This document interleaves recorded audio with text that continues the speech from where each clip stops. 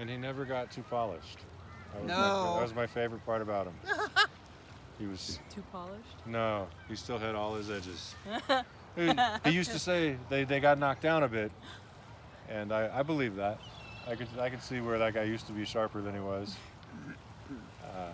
And He used to be cutting, you know, and but no, he was still pretty rough. And I love that. I needed that. I know. I've never met anybody that had that fine edges to his crystals.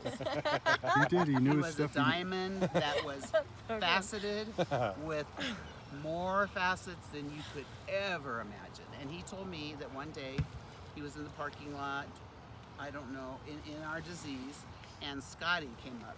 And Scotty's a little bit that way too. Yeah.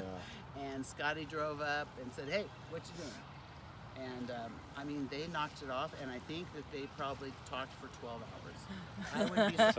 I wouldn't be surprised if Scotty had a home that he took Dino home. Yeah. He knew his stuff about movies, and movie stars. Yeah, because he was born in like Hollywood or LA or someplace like that. You could ask him about any of those sitcom shows, you know, the TV shows.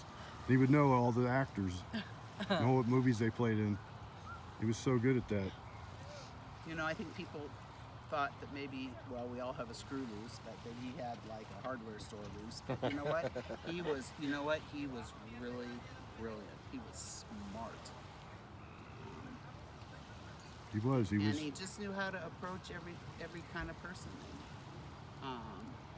The young women were kind of attracted to him, I think, because, and not by that way, but just because they heard the truth.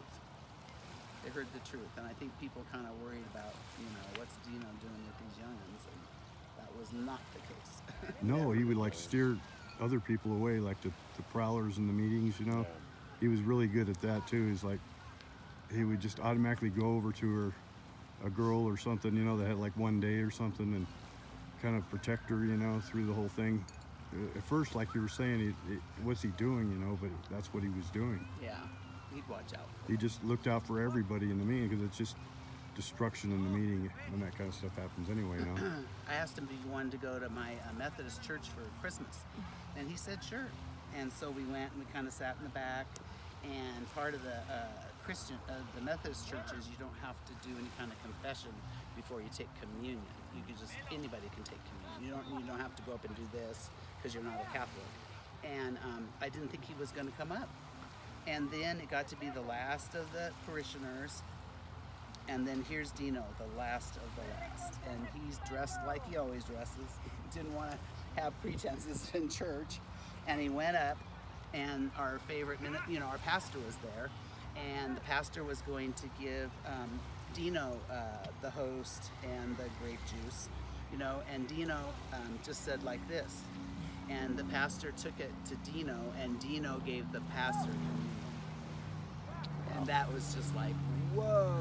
And I know he was raised in the Catholic Church, and the day after his, no, just 12 hours after they found his daughter deceased, we were driving around, and he just was, I mean, I've never seen him. Yeah, he was just, I mean, crazy.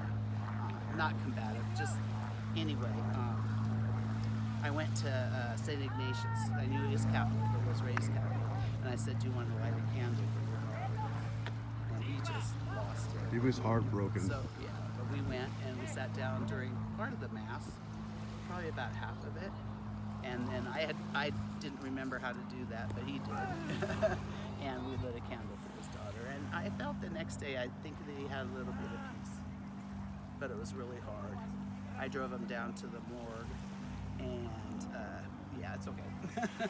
I drove him down, and he just was like a zombie, and I just went and signed for just a few articles. Yeah. And I think he made peace with his mother-in-law and father-in-law, because they were kind of raising her, so now he doesn't have to worry about it. Him and CJ there, they bonded really well. It was such a blessing to have CJ's opened her home to him, because they were, I mean, he saved CJ's life. He did. He saved her life. Yeah. Definitely, more than once. She was broken down in the back of McDonald's, and here he is in his broken down car, and His he van. just pulls up next to her, because there's two you know, grimy kids or something. I don't know. And he just went talked to her, and then I don't know if he took her to a meeting because I think her vehicle was broken down. But after that, she heard the word. He helped a lot of people.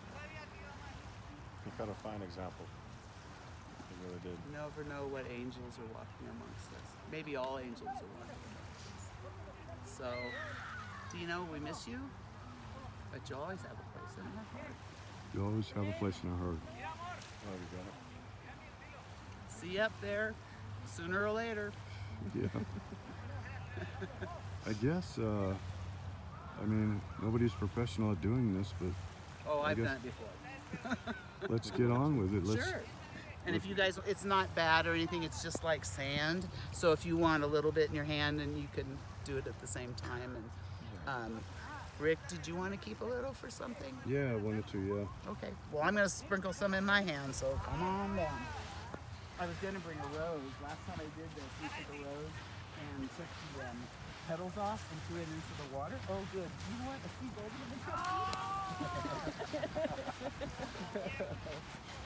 Rick, you don't have to. You can come participate.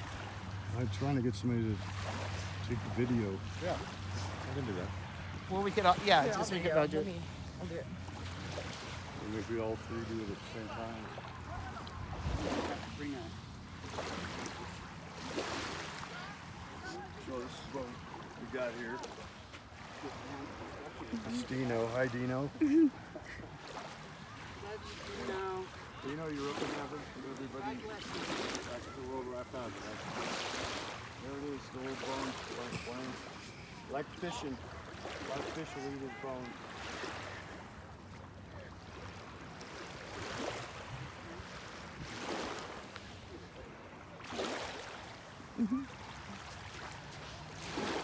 This is where he comes back in Still your going? face. And in your mouth. Yes, he's out there. Hi, Dino.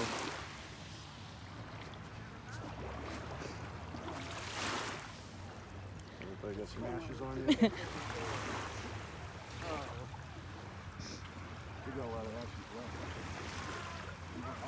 Oh, I might put some in my garden. Or we could go to sharing the canyon and yeah. Thanks, Brandon. A little bit for later. Cool.